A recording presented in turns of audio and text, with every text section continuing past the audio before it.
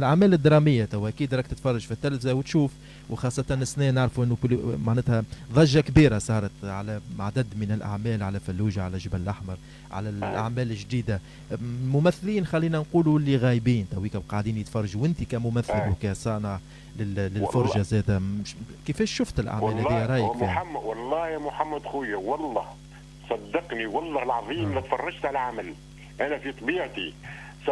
صدقني ريتش غاده عملت عام 93 ما شفتوش؟ فرجت عليه كامل فرجت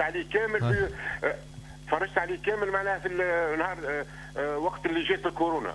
ايوه صدقني يعني شفعت فينا الكورونا باش تفرجت فيه هكا. صراحه مصدق ايه. اي صراحه مصدق والله العظيم يا محمد، باركت له على دوره في الخطاب على الجاب في وقت الكورونا. مين القائد اللي قلت له ولا غالب؟ هذا هو كما هذا وتفرجت عليه. خاطر تشديت بالسيف. شنو والله يا محمد خويا لا تفرجت حتى على عمل. أبو شنو هاني نقعد معناها في الإعادة معناها نتفرج، فهمتني؟ ولكن انا سي حسن زاد نلاحظوا انك ماكش مواكب الدنيا للدراما وين وصلت. يعني انت كممثل تويك معناتها مهم جدا انك تطلع على التجارب الجديده، على مخرجين جدد كما سوسن الجمني جدد يعني في تجاربهم، كما سوسن الجمني كما ربيع التكالي، شباب جديد معناتها طالع. انا بصراحه شو اسمه هذول ما تفرجتلهمش على الاعمال، ولكن لسعد لسعد حرقه نحكيو على حرقه. حرقه ومايسترو تفرجت فيهم هذا ما سي روعه بصراحه، عجبوني كاعمال روعه.